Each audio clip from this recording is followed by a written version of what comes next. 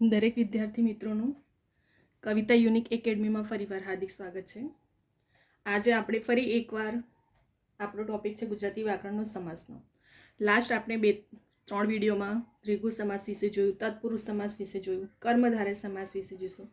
હવે આપણે બીજા પણ સમાસના પ્રકારો જોઈશું, બરાબર? કેમ કે સમાસના ઘણા બધા પ્રકારો છે. 2 કે તેથી વધુ શબ્દ જોડાઈને જે શબ્દ બને તેને સમાસ કહેવામાં આવે છે, બરાબર? તો આવનારી જેટલી પણ લેટેસ્ટ એક્ઝામ છે એમાં ગુજરાતી વ્યાકરણનો 2 થી 3 માર્ક્સનો સમાસ પૂછાય છે, બરાબર? કેમ કે દરેક એક્ઝામમાં 15 થી 20 માર્કનો ગુજરાતી વ્યાકરણ તો હોય જ છે. પ્રિલિમમાં પણ પૂછાય છે અને મેનમાં પણ પૂછાય છે. એટલા જ માટે આપણે સ્પેશિયલ ગુજરાતી વ્યાકરણના સમાસના ટોપિકો લઈ રહ્યા છે, કેમ કે એક્ઝામને ક્રેક કરવા માટે 1 થી 2 માર્ક્સ પણ બહુ ઇમ્પોર્ટન્ટ હોય છે મેરિટમાં આવવા માટે. તો આપણે મેરિટમાં આવવું છે, એક્ઝામને ક્રેક કરવું છે અને મેરિટ બહુ હાઈ છે હવે, બરાબર? કોમ્પિટિશન પણ ટફ છે, તો એ પ્રમાણે આપણે પ્રિપરેશન કરવું પડશે જેથી કરીને આપણે મેરિટમાં આવી છીએ, બરાબર? તો એક માર્ક્સ માટે મારે દરેક વિડીયો સ્ટાર્ટિંગથી એન્ડ સુધી જોજો. સ્ટાર્ટિંગથી એન્ડ સુધી જોશો તો તમને ઘણી બધી નાની નાની વસ્તુઓ શીખવા મળશે, બરાબર? અને ઓથેન્ટિક બુકના નિયમો પ્રમાણે તમને એક વખત તમે વિડીયો જોશો તો તમને ક્યારેય બુકો ગોખું કે મોડે ના કરવું પડશે, તમને લાઈફ ટાઈમ યાદ રહી જશે. કેમ કે એકદમ શોર્ટ વેમાં, શોર્ટ ટ્રીકમાં નિયમો પ્રમાણે કેવી રીતે સમાસને ઓળખવામાં આવે છે એ હું દરેક વસ્તુને સમજાવીશ તમને અહીં વિડીયોમાં, બરાબર? તો અહીં આપણે સ્ટાર્ટ કરશું ગુજરાતી વ્યાકરણનો ટોપિક સમાસ વિશે. સૌથી પહેલાં તો સમાસની વ્યાખ્યા શું કહે છે? તો સમાસ એટલે જ્યારે 2 કે તેથી વધુ શબ્દો જોડાઈને એક શબ્દ બનતું હોય ત્યારે એને સમાસ કહેવામાં આવે છે. જેવી રીતે મેં કીધું તો તમને કે લાસ્ટ વિડીયોમાં કે સમાસના ઘણા બધા પ્રકારો છે. દ્વિગુ સમાસ છે, તત્પુરુષ સમાસ છે, કર્મધારય સમાસ છે, બરાબર? ઉપપદ સમાસ છે, મધ્યમ પદલોપી સમાસ છે. એવા ઘણા બધા સમાસના પ્રકારો છે અને આપણે દરેક પ્રકાર વિશે જોઈ રહ્યા છે વિડીયોમાં. તો એમાંનું એક આજે આપણે ઉપપદ સમાસ વિશે જોઈશું. સૌથી પહેલાં તો ઉપપદ સમાસ કોને કહે છે?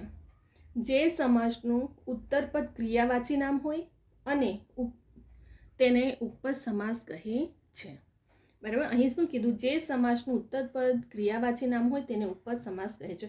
હવે તમે જ્યારે ઉદાહરણો જોઈશો ને તો એકદમ ઇઝી વેમાં, શોર્ટ ટ્રીકમાં તમને સમજ પડી જશે. જેમ કે ઉપપદ સમાસમાં જ મેં તમને દરેક સમાસમાં શોર્ટ ટ્રીક સમજાવી હતી કે ખાલી પ્રત્યયને ધ્યાન રાખવાનું છે. તો ઉપપદ સમાસને ઓળખવા માટે પ્રત્યય કયો છે? નાર, બરાબર? કયો પ્રત્યય છે? નાર, બરાબર? ખાલી ઉપપદમાં મેન યાદ રાખવાનું છે તે છે નાર પ્રત્યય છે. એના પરથી જ આપણે ઉપપદ સમાસને ઓળખવામાં આવે છે. હવે આપણે એના ઉદાહરણો જોઈશું એટલે તમને વધારે ક્લિયર થશે. સૌથી પહેલાં છે કુલોદ્વારક. હવે આપણે એનો વિગ્રહ કરશું તો કઈ રીતે બનાવશું? કુલોદ્વારક કોને કહે છે? કુળનો ઉદ્ધાર કરનાર. જો પાછળ નાર આવ્યો પ્રત્યય, આપણે વ્યાખ્યા કઈ રીતે બનાવશું કુલોદ્વારકનું? કુલોદ્વારક કોને કહેવામાં આવે છે? કુળનો ઉદ્ધાર કરનારને કુલોદ્વારક કહે છે.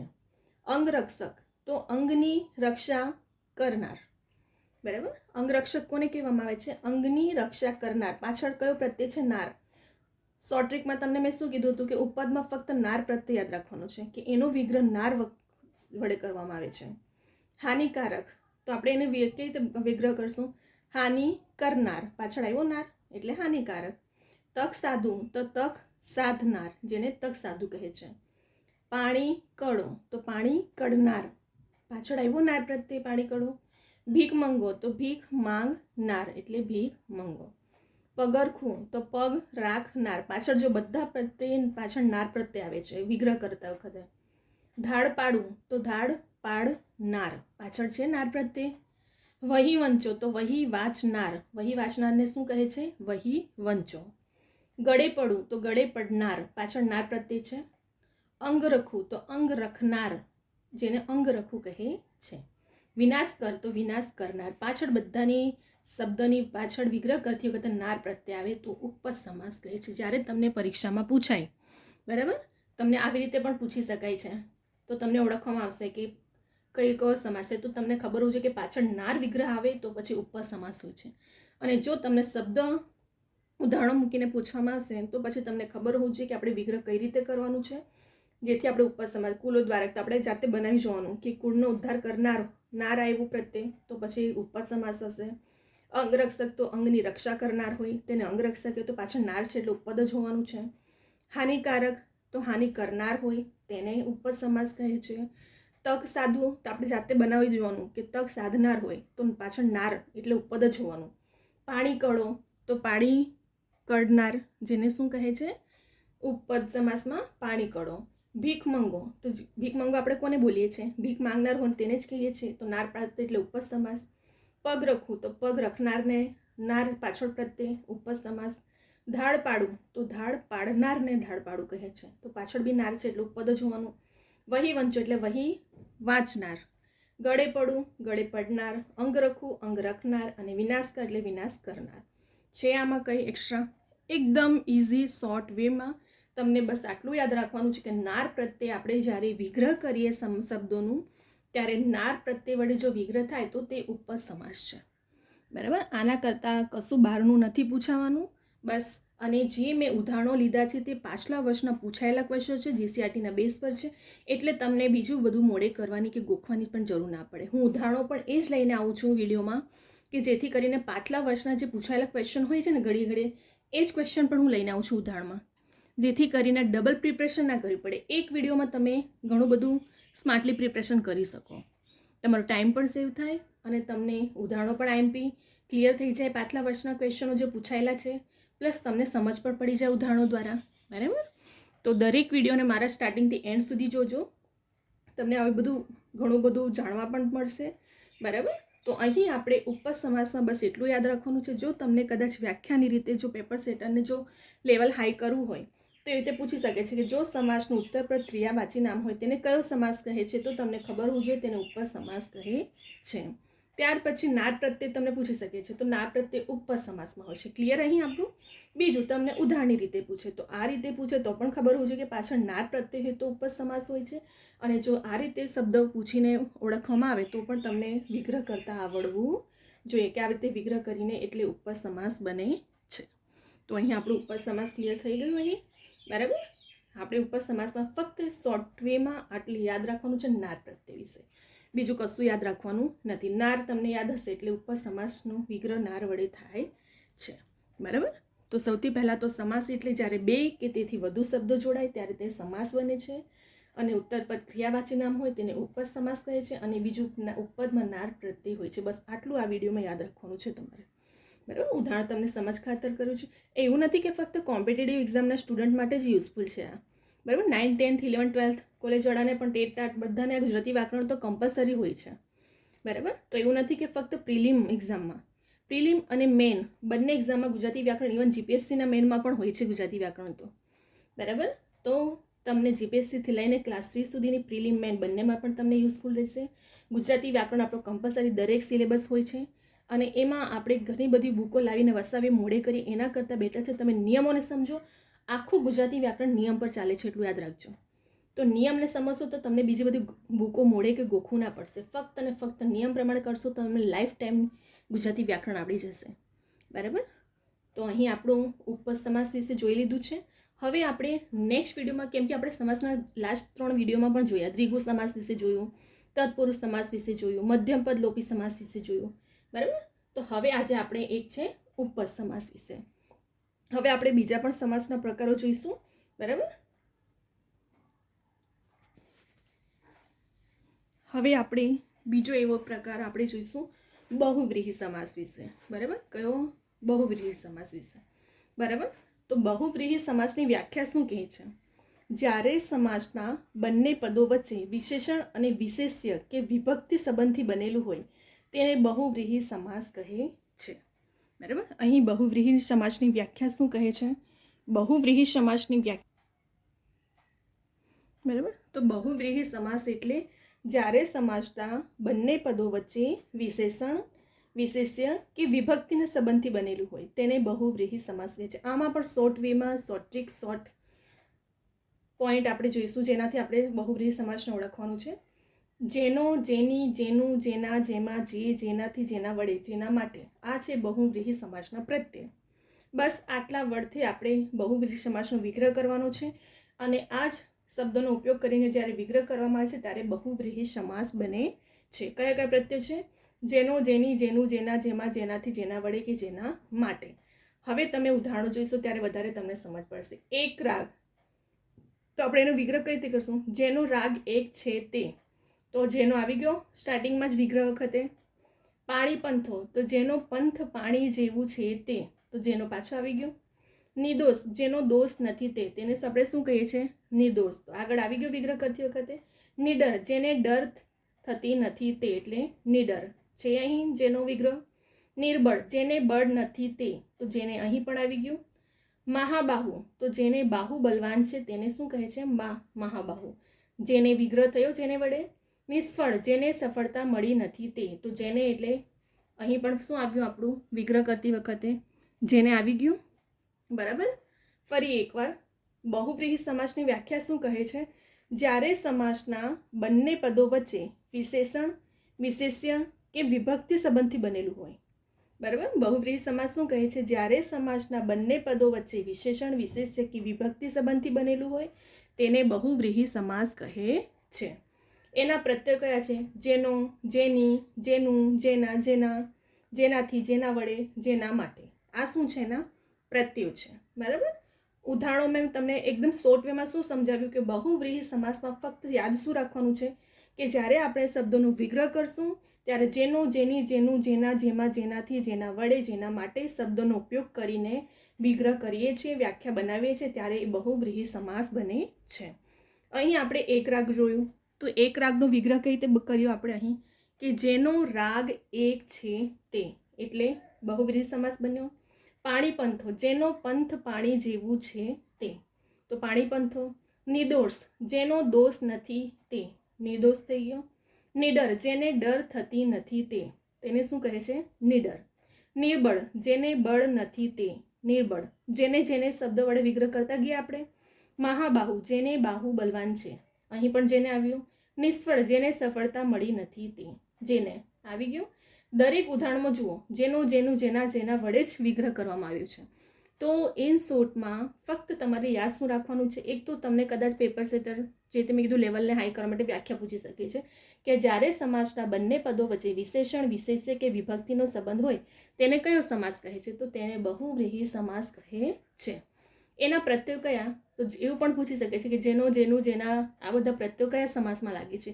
તો તમને એ પણ ખબર હોવું જોઈએ કે બહુવ્રીહી સમાસમાં જેનો, જેની, જેવા, જેના માટે, જેના વડે વડા પ્રત્યય લાગે છે. તમને આવી રીતે શબ્દ પૂછી શકે છે તો તમને એ પણ ખબર હોવું જોઈએ કે વિગ્રહ જેનો, જેના, જેની વડે હોય તો એને બહુવ્રીહી સમાસ કહેવામાં આવે છે. અને જો તમને ઉદાહરણની રીતે, અને હું એવા જ ઉદાહરણો લાવું છું દરેક વિડીયોમાં જે રીતે મેં તમને કીધું કે જે ઘડીએ ઘડીએ પૂછાયેલા હોય, તો જે રીતે આ પૂછાયેલા છે એટલે તમને પાછલા વર્ષના પેપરમાં પણ સોલ્યુશન માટે ટાઈમ ના જાય, એક જ વિડીયોમાં તમારું સ્માર્ટલી પ્રિપરેશન, ડબલ મહેનત ના કરવી પડે. બરાબર. તો એક રાગ, પાણી પંથો, નિર્દોષ, નિડર, નિર્બળ, મહાબાહુ, નિષ્ફળ, આ બધા શેના ઉદાહરણો છે? બહુવ્રીહી સમાસના ઉદાહરણો છે. બરાબર. તો અહીં આપણે બહુવ્રીહી સમાસ પણ ક્લિયર થઈ ગયો. બરાબર. ફક્ત યાદ શું રાખવાનું છે આમાં? એક વ્યાખ્યા કે જ્યારે પદો વચ્ચે વિશેષણ, વિશેષ્ય કે વિભક્તિ સંબંધ હોય એના પ્રત્યે જેનું, જેનું, જેના માટે, જેનાથી, જેના વડે, અને નાર પ્રત્યે આપણું હતું ઉપપદ સમાસમાં. બરાબર. આપણે લાસ્ટ કયો વિડીયો લાસ્ટ જોયો ઉપપદ સમાસ, તો એમાં ખાલી યાદ શું રાખવાનું હતું? નાર પ્રત્યે.